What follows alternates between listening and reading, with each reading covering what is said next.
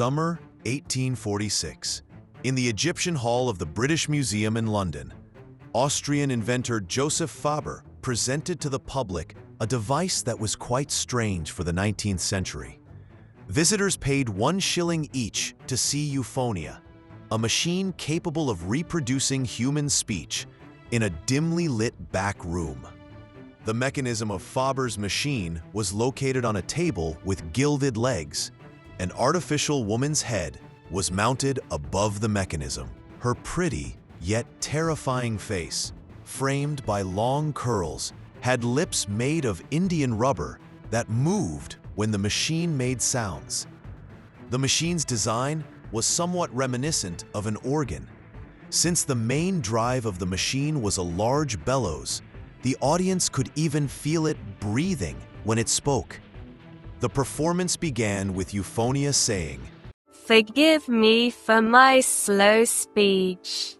Good morning, ladies and gentlemen. The weather is nice today, but it's raining." Then the audience was invited to ask Euphonia to say words they would like to hear in any European language.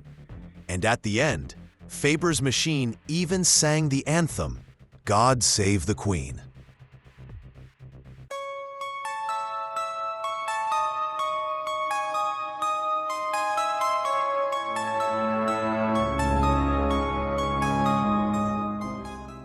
Attempts to create mechanical speech synthesizers date back to the 1200s. In the 18th century, Austrian scientist Wolfgang von Kempelen created a talking machine, which, however, could not reproduce all letters. He described how it worked in his treatise, The Mechanism of Human Speech, published in Vienna in 1791. Videos showing what a replica of Kempelen's talking machine looks like and how it works can be found on the internet.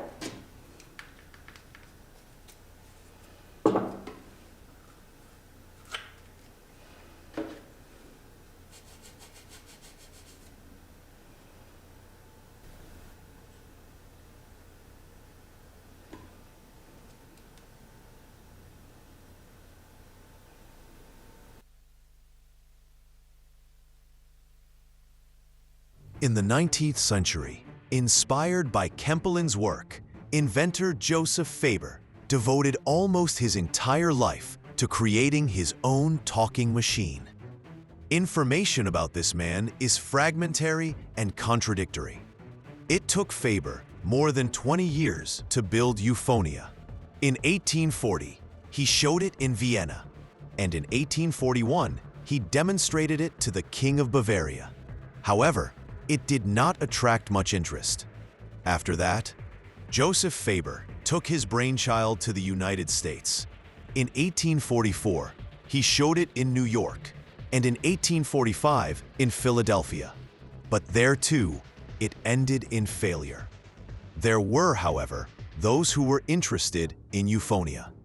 For example, Joseph Henry, director of the Smithsonian Institution, was enthusiastic about the idea of creating a talking telegraph based on Faber's machine. But for unknown reasons, this idea was never realized. In 1846, Faber brought euphonium to London and then took it on a tour of Great Britain. And again, it all ended in failure. Here is what John Gollin said, the owner of A. The professor looked unkempt. His hair and head showed that he hadn't been to the barber in a long time. I had no doubt that he slept in the same room as the figure. his scientific monster, Frankenstein. I felt a secret influence from the idea that they were both destined to live and die together.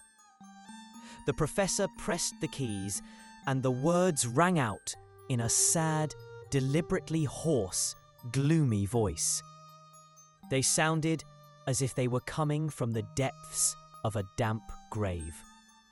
As a final performance, the head sang a mournful version of God Save the Queen, which inevitably foreshadowed God Save the Inventor.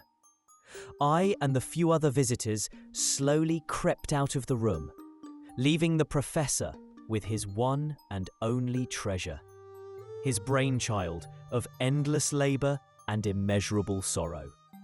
He quietly disappeared from London and took his miracle to the provinces, where it was even less appreciated. The sound quality of the euphonium was indeed poor, but compared to other similar automatons, it was the best.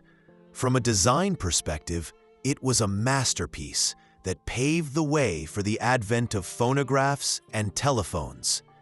Unfortunately, after a series of failures, Joseph Faber went mad, destroyed the euphonium, and later died in poverty. Thank you for watching this video. Subscribe to the channel if you haven't already. Click on the bell to receive notifications about new videos. And don't forget to like or dislike and leave comments. See you next time.